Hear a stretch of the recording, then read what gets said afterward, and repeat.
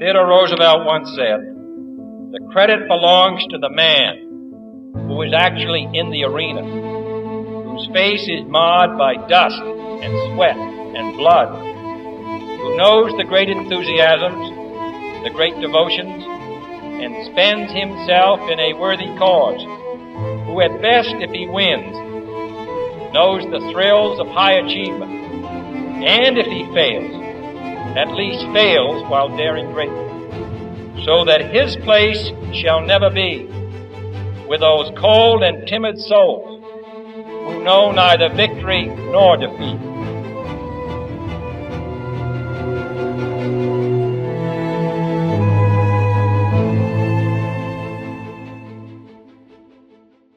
Welcome back to the Day Before Rehab podcast. This is our fourth episode. We're excited to be back on. And again, we'd like you to subscribe and like if you are interested in what we're saying, if you want to keep following us on our journey from the day before rehab to right now, 114 days sober. It's been a great 114 days, I think. You know, woo woo. There's this guy at the meetings, like anytime somebody says they have like, it could be one day, it could be a million days, and he goes, woo, woo. Like, it's just the craziest dude ever. But it's been a good week. It's been a good week. We're still on track. Discipline is there. Something for recovery every day. Went to the gym almost every day. I couldn't go Friday or Thursday and Friday. Thursday, I had something going on Friday.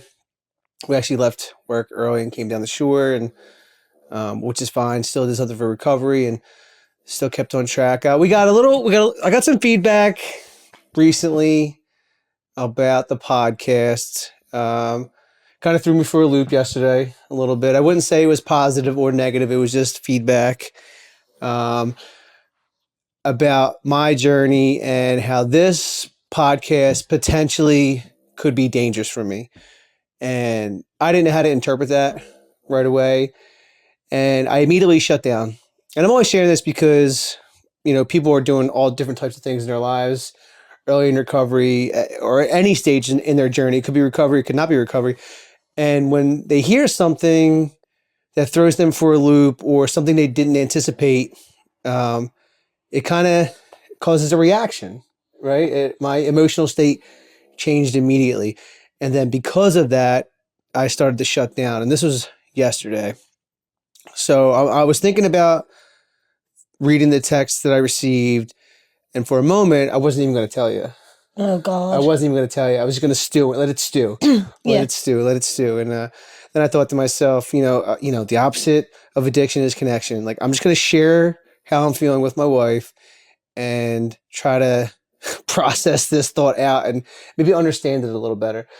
So when I told you, and I not that I got upset, but I wasn't okay. No, I feel like because you have been getting so much positive feedback that it kind of threw you for a loop of getting something that wasn't that. Yeah. So it wasn't necessarily negative. It was just someone who has been in the game for a long time that maybe knows a little bit more than you. And I feel like when you don't hear what you want to hear, maybe that, kind of got you a little...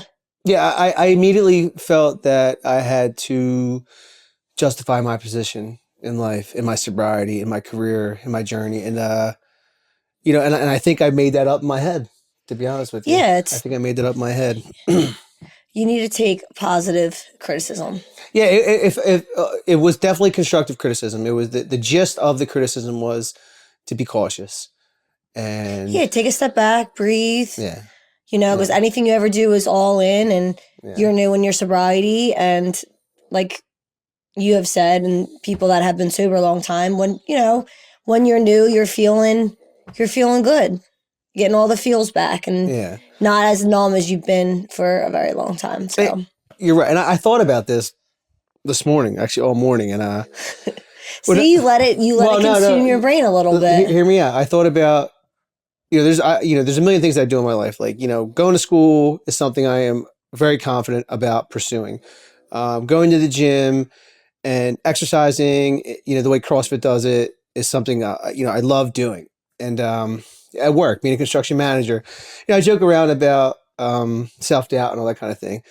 all those kinds of things. But if there's something I'm doing in my life, me personally, that I feel like supremely confident in what it is that I'm doing, there is no amount of criticism at all that can, knock me off my square. But with this, potential career change that we're trying to tie the pieces together with career, education, professional experience, and package it all together into something I can't fully envision. Although I'm trying to manifest it like daily, it's hard to articulate and put into words how all the pieces tie together, but I don't have to know that just yet. So when someone offers their perspective on what I'm trying to do, albeit genuine or not, I'm not overly confident in what I'm doing.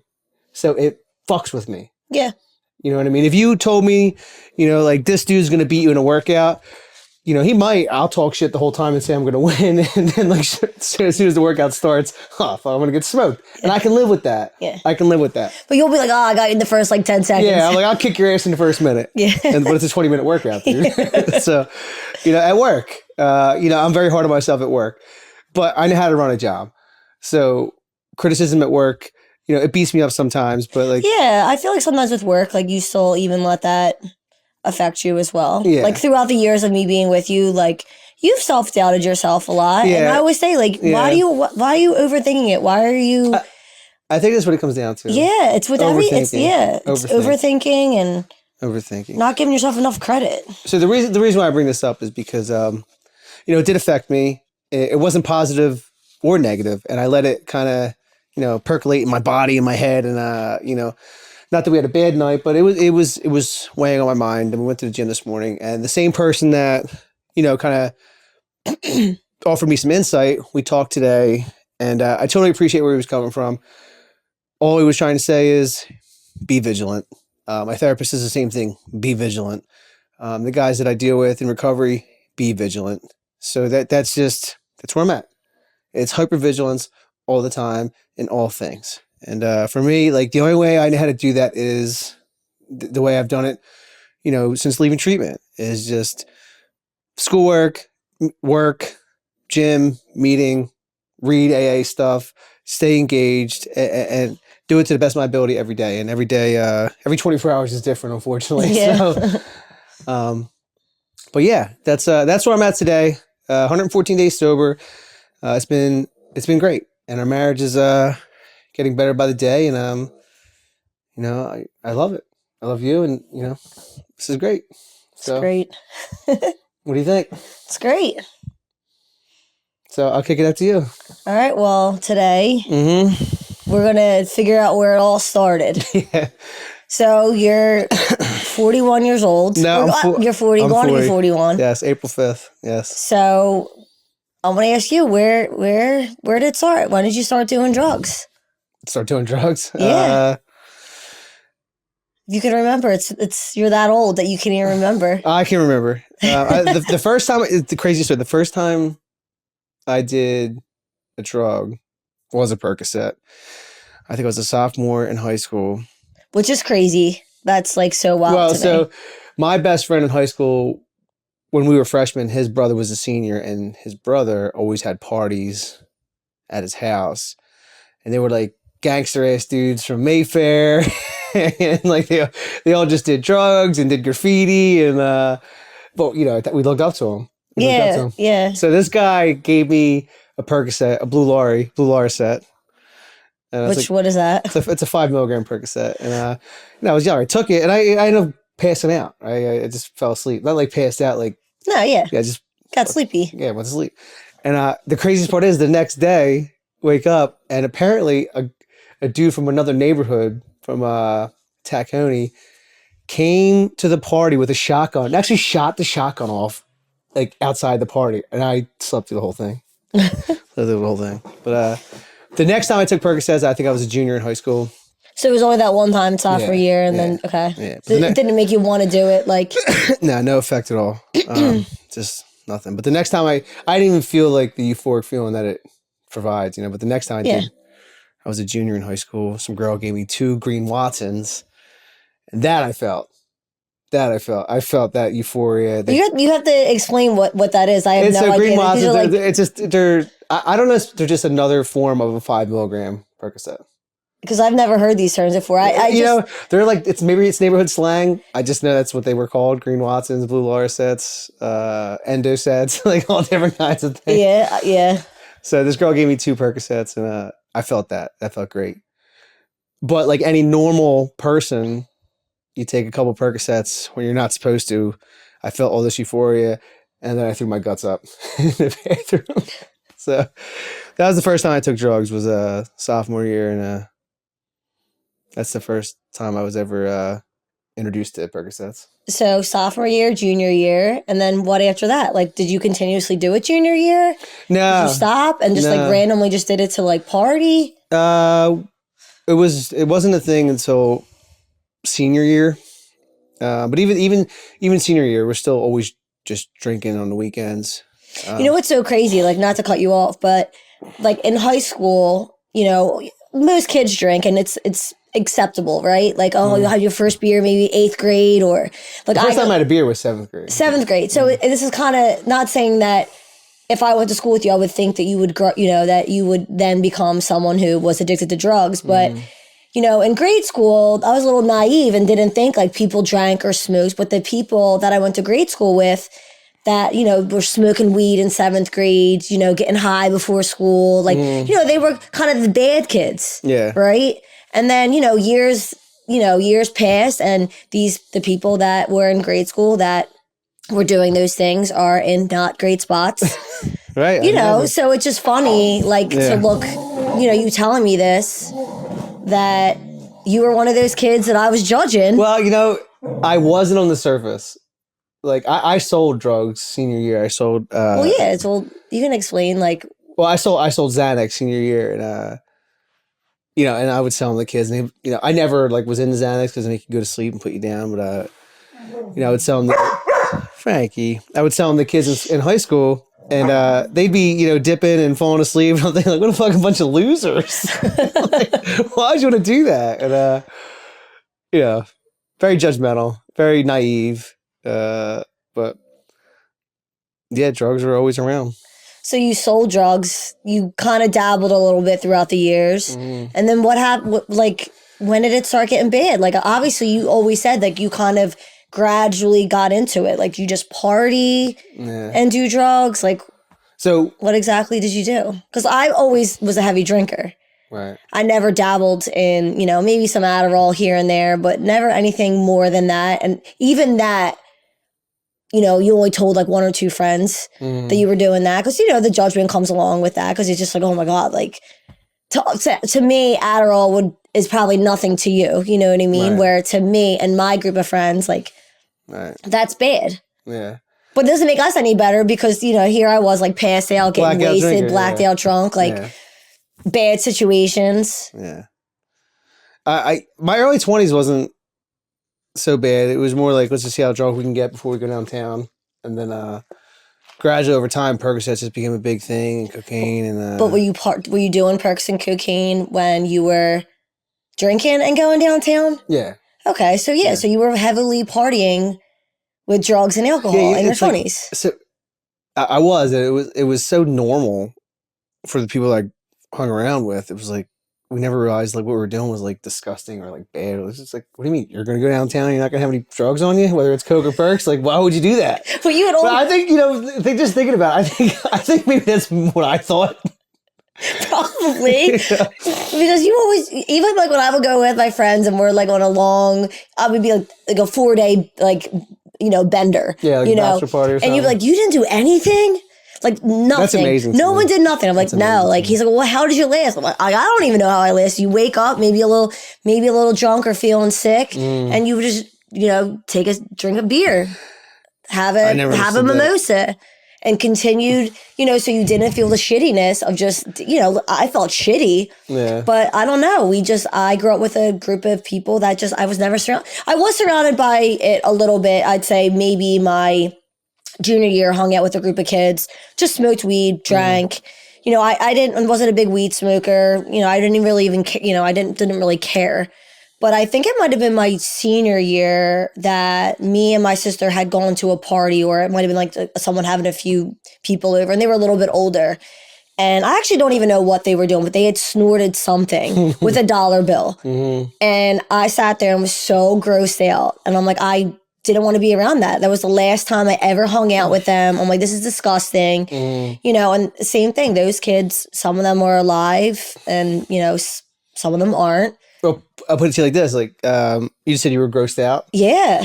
We would have parties at my house senior year, and I wasn't actually real big in oxys, but they came out with the time release on them, and you know, like there would be kids at my dining room table scraping the time release off the oxys and then snorting them. And we hung out with girls. Yeah. You know, they were just there too. Like, it was just what we did.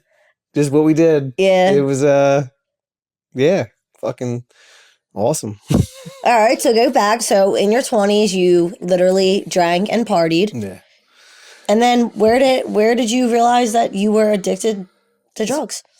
I met a person who worked for a doctor, and I casually asked the person, like, you should just, I haven't thought about this in a long time. I just casually asked them, like, you should just write me, they wrote the scripts Yeah. for the doctor. I was like, you should just write me the scripts. And I'll fucking sell them and we'll split the money. So that's what happened. And I got all these scripts, Percocets, you know, all the time, early 20s. And, you know, I'd buy them and sell them and buy them and sell them, but they were always on me. So like, hey, just take them. It would really just be like, go out with your buddies Thursday, take them, be hungover Friday, take them Saturday and Sunday, or not Sunday, you know, kind of come down Sunday, go back to your work week. And like, you know, at this point, you don't realize you have a problem. You just think, yeah, I'm just hungover. Yeah. You know what I mean? I'm just going about my life. Like hungover from like Monday to Friday, like not doing anything. Well, like, you know, we'd party hard Thursday night, never miss work Friday. Party Friday at work because you're hungover. Yeah.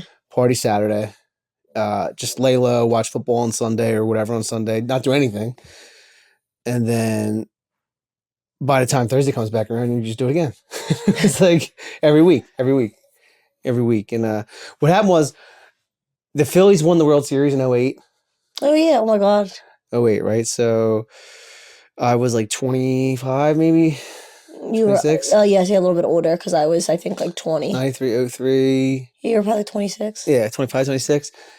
And I missed the whole week of work. Like the whole week of work. And Phillies won the World Series. It was the rain delay game. Were you back in college though then, or were you still in the Union? I was still in the Union. I wasn't back in college yet. And I showed up to work like, you know, after missing a week, and I remember I had 4 perk 10s in my, I think I had like a Jeep or something. And I didn't even plan on taking them. I just like went to work.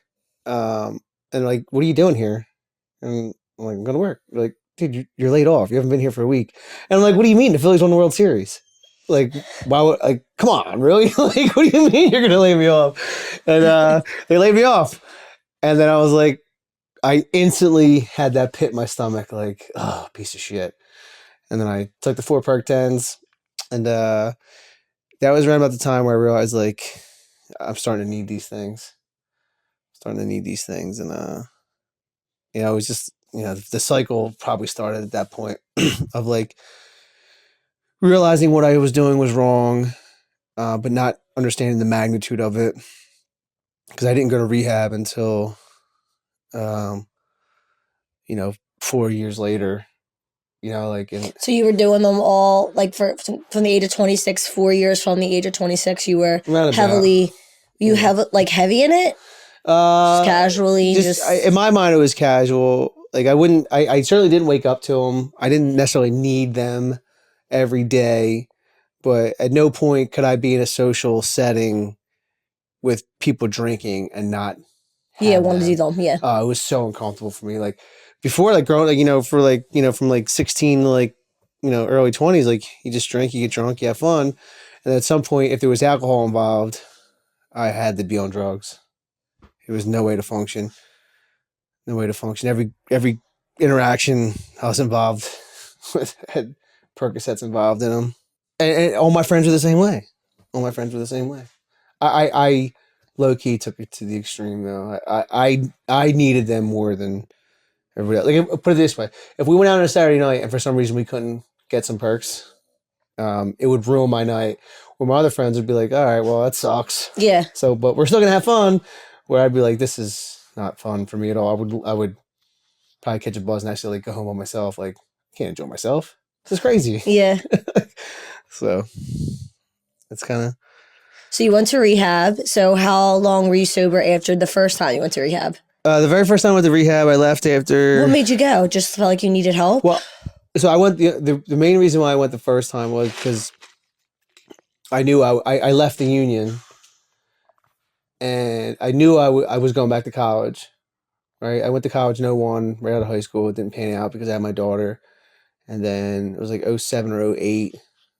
Maybe '09. Maybe like I get the timeline confused, but it was like maybe 2010. It was right after Obama got elected. Maybe a year after. I think he got elected in '08.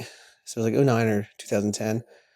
I knew I was going back to college, community, and like I knew I needed to straighten my act up. Yeah. So I went to rehab like 2 weeks before college started, and I left after 9 days so I could start classes. I actually went to campus. I wasn't online, and so that's what I did. That was my first introduction to AA.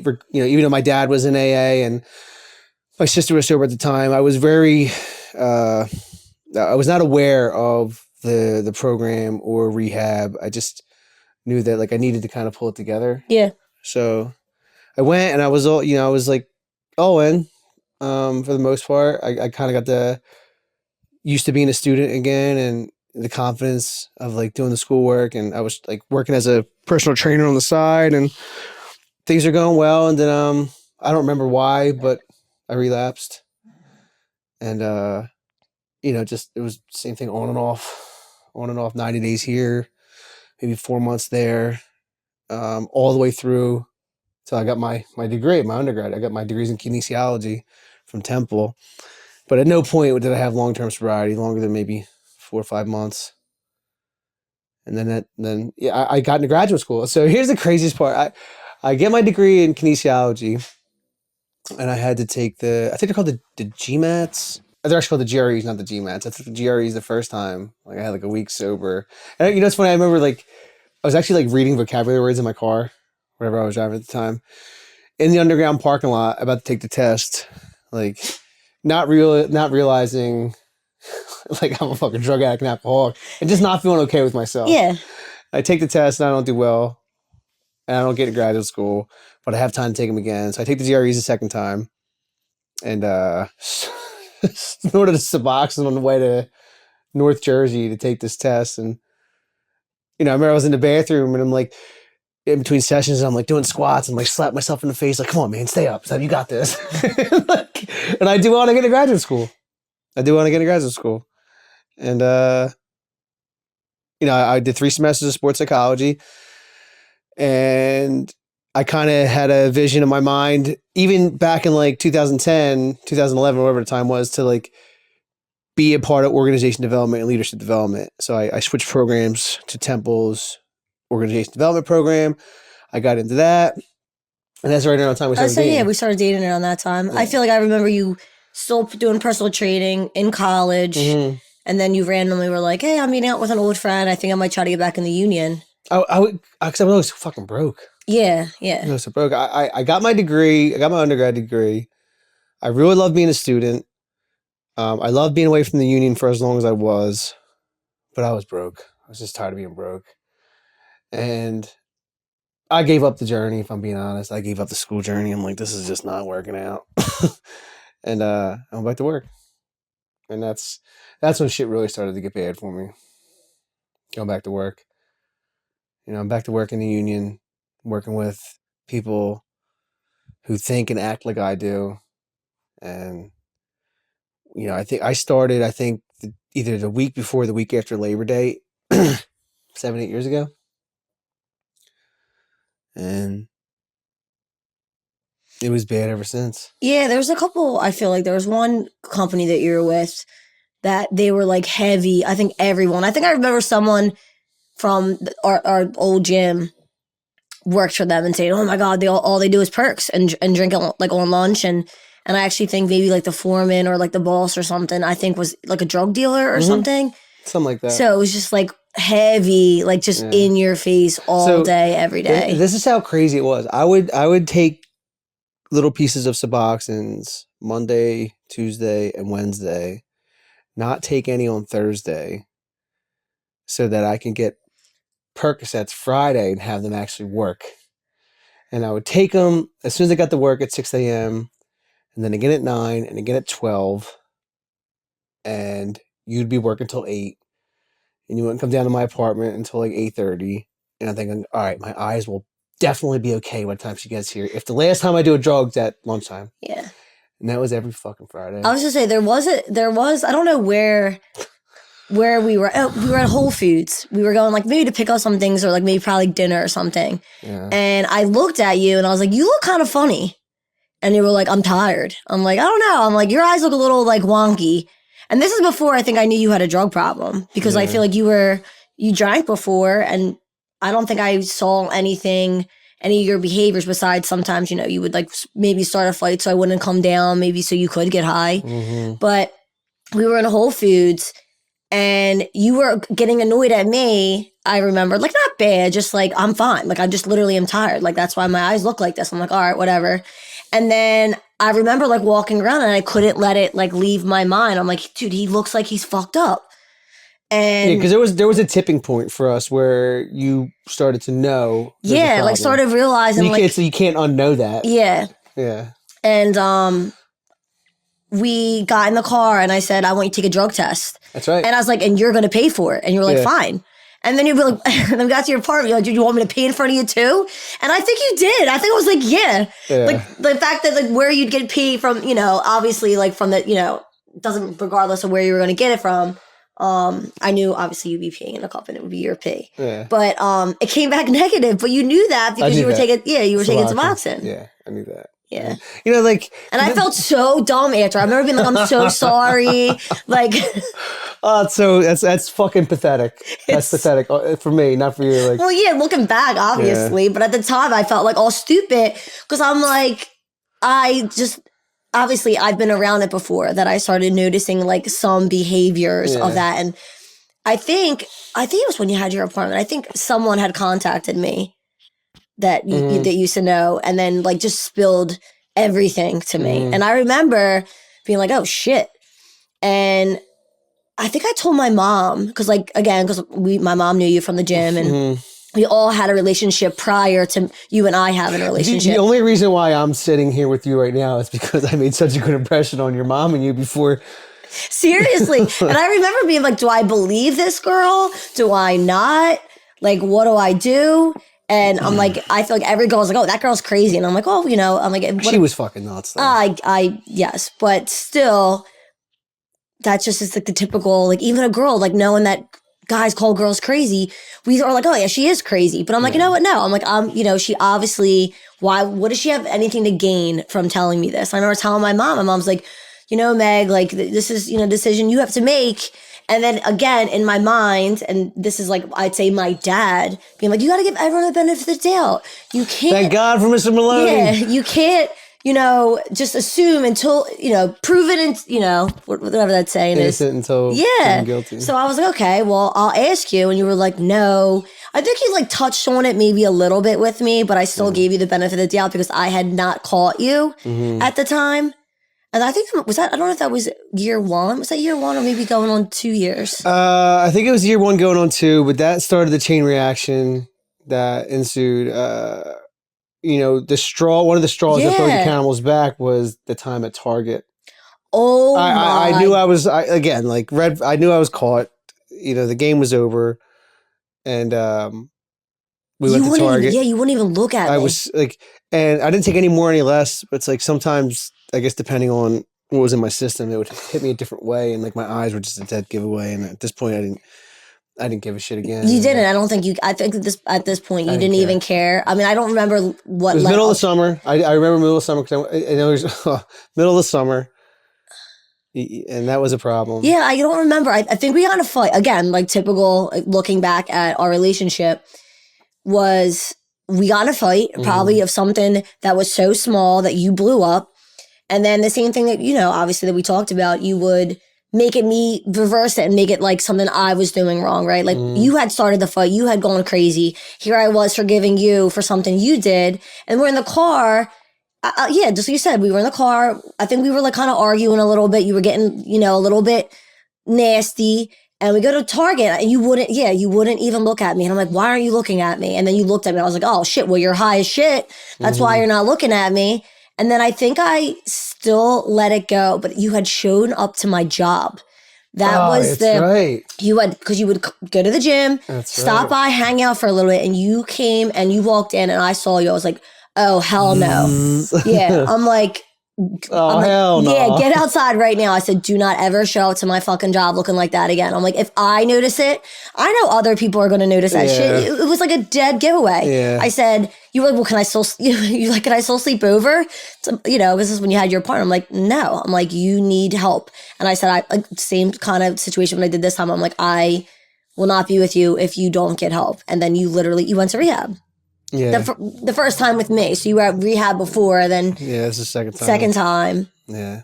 This was the first time with you, second time, right? So rehab was nuts. And like, this is the craziness. I actually just talked about this the other day in a meeting. Like, when you're in it, you have zero fear to go to any place on the planet to get what you want, right? Now, I was so used to going to Kensington for Suboxones. Yeah. I never did heroin. I never got Percocets down there because I didn't know where to go. I mean, I never tried heroin, but if I knew where to get Percocets down the way, I probably would have tried, but I didn't know. So, but I knew where to get Percocets in Camden. So, remember, like, we lived in Fishtown and like Port Richmond, and like downtown's kind of funny. Like, we lived in the gated community. It was actually really nice. It's called Western Liberties. Yeah, West Liberties, something like that. But behind us were the projects, and we used to have these guys sit out back of our window and drink 40s and smoke. But they were like the nicest guys ever. Yeah. They loved our dog. Yeah, they called Bubba the OG because he had a little swag when he walked. Yeah, we had an old English bulldog who was black and a little bit of white and was the best bulldog ever. So anyway, the day of rehab, I'm not going to rehab sober. It's just that at the time didn't make sense to me. So I see the guys out there drinking and smoking. I'm like, I drive from Center City to Camden, and I think I had like $80 on me, maybe like 100, and I got as many perk 10s as I could get. I couldn't find any perk 30s. I got as many perk 10s as I could get. It was like anywhere from 8 to 10. So I just chewed them up like one shot, like they were candy. And I remember I get back and I'm talking to the guys out back, and I'm like, yeah, boys, I gotta go to rehab. Like, for what? I'm like, I do drugs every day. They were like trying to talk me out of it. Like, you're good, dude. You're good. like, it's so easy. You're gonna end up like them on the friggin' corner. They would on a bucket. I was on a bucket, just sitting there just all day. Just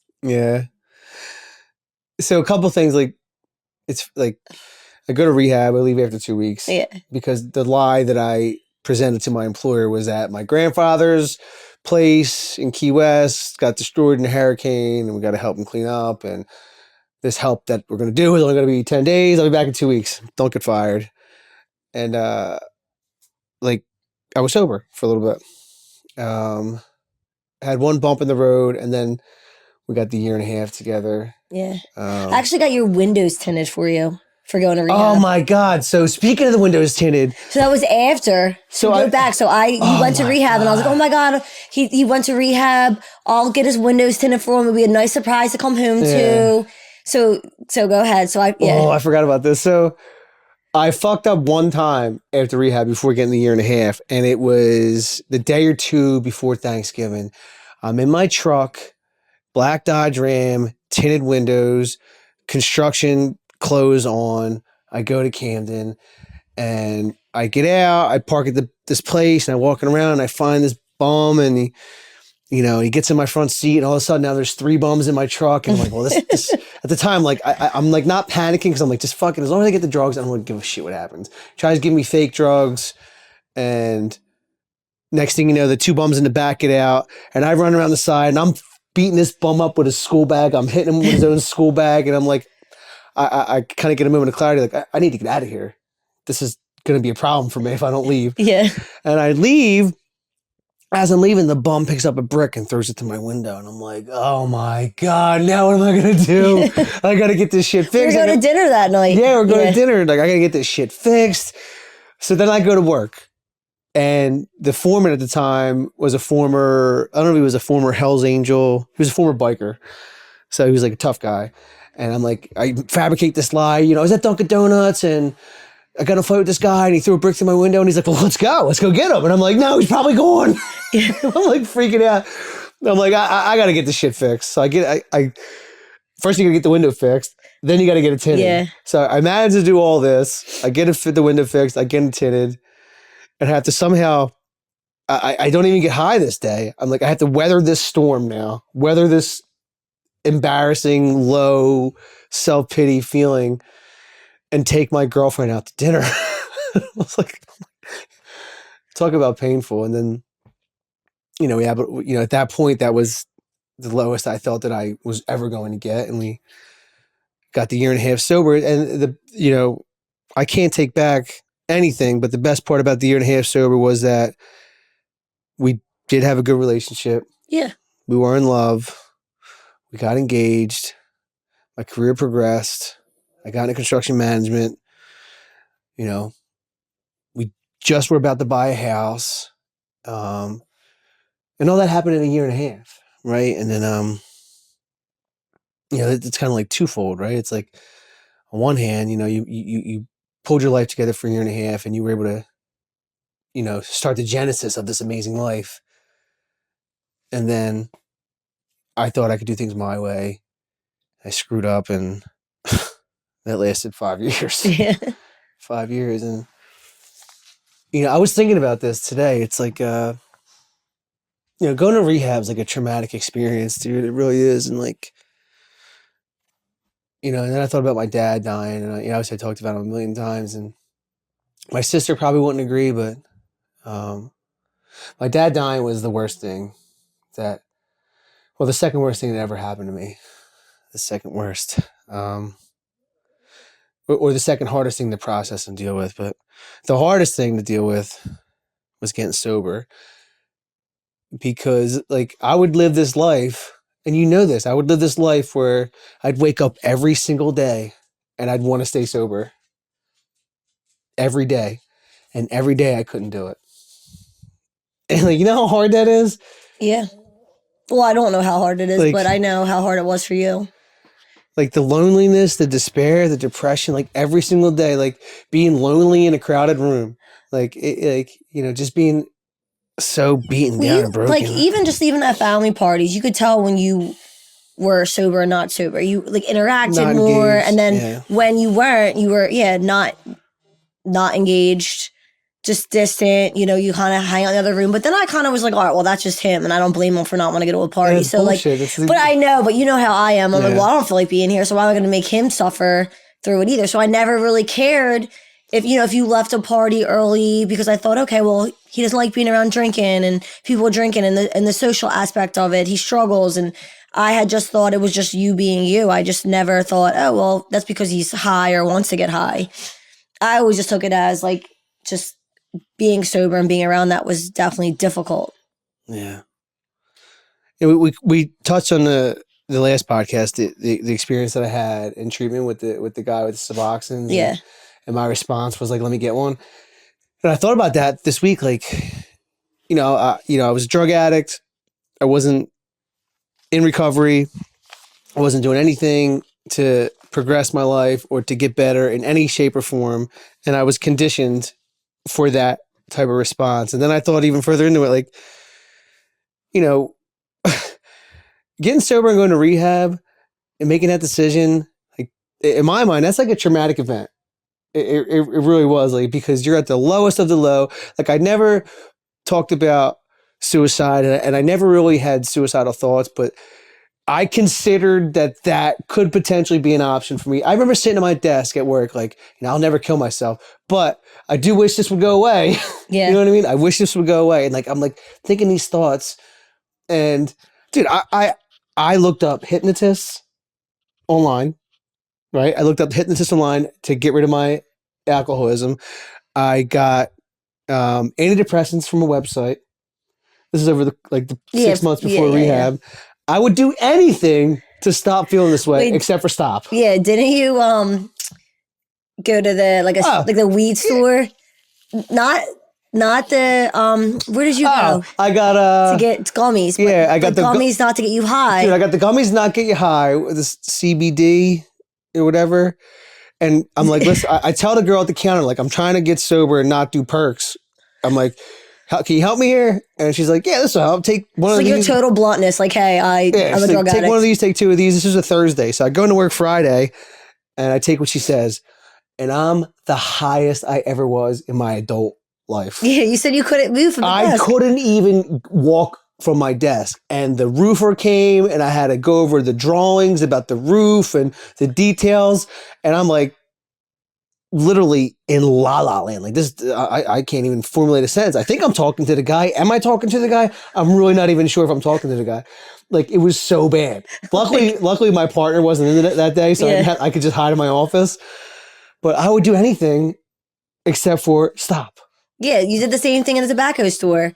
You said to the guy, don't stop selling me this. Yeah, I go to the tobacco store. Well, I'm not going to sell it to you. Well, not today. But I go to the tobacco store and I have a bottle of Kratom. Since might as well be synthetic Percocets.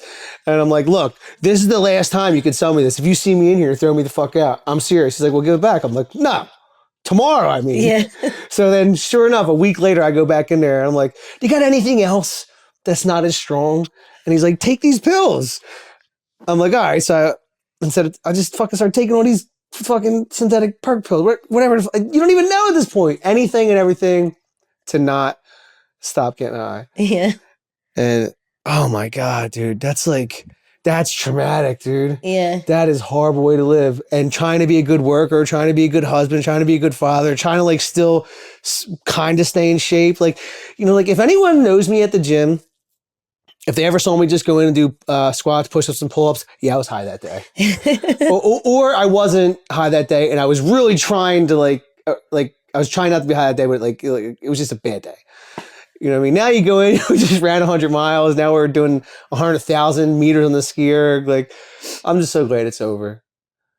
I'm so glad it's over. But the craziest thing out of all, like everything is like you've wanted to be sober for so long. The whole fucking time. But like, why didn't you ever get help and like follow through? Like, I know we've talked about this, but like I feel like for all these years, you have put yourself on a pedestal of that you're not as bad as the person on the street shooting up in their neck or in their arm or, you know, selling themselves to, you know, get money. Like, because you have a good job and you have a house. I don't agree. I don't know. I just feel like, I don't know.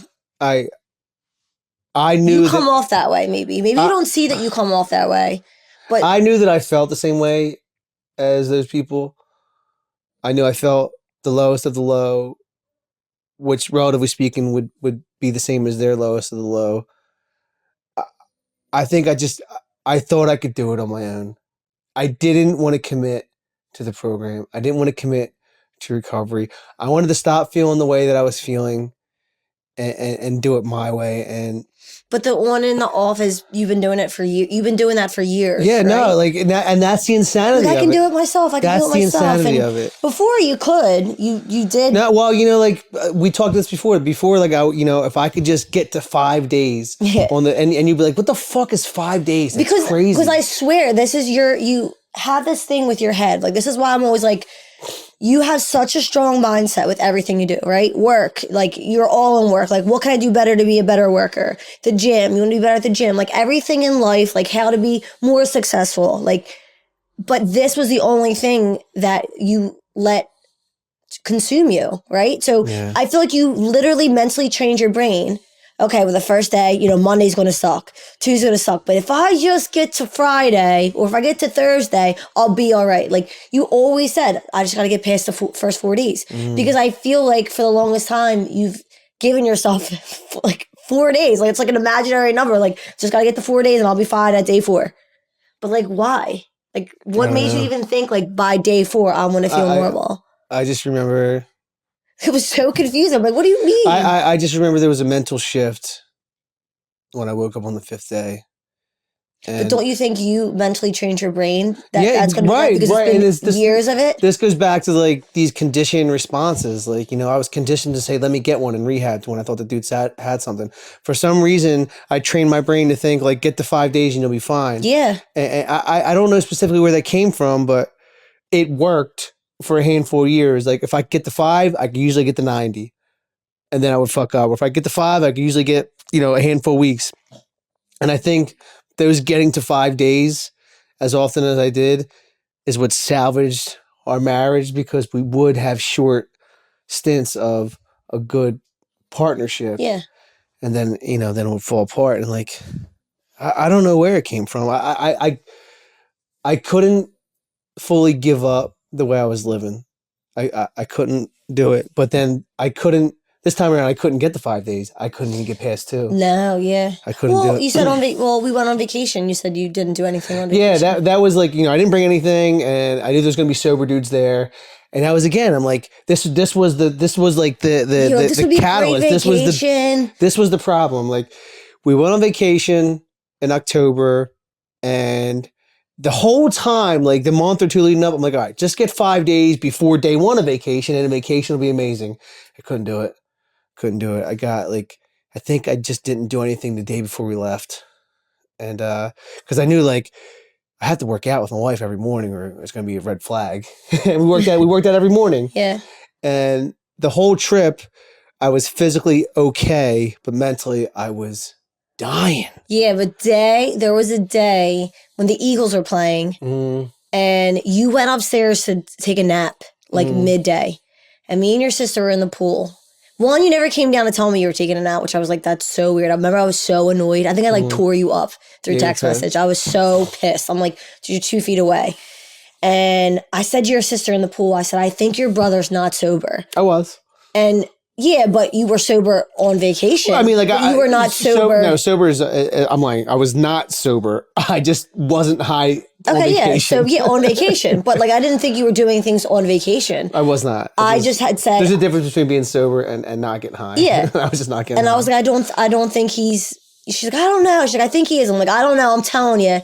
I'm like, your brother does not take a nap midday on vacation in a hotel room when it's nice outside. It's like the dead give away little tiny things. Like when it's beautiful, shut all the blinds. I'm going to just be depressed in a house and watch TV all day. Like they were like just giveaway signs. And I was surprised. Your sister always has, because, you know, you ignore your sister's phone calls and obviously you get distant from everybody when you're high. But that on vacation, I was like, I remember being like, I could be wrong.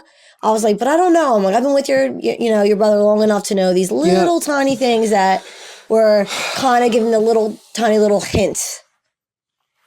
You know, man, this disease just took so much. Took so much away from me. You know, it sucked the life out of me.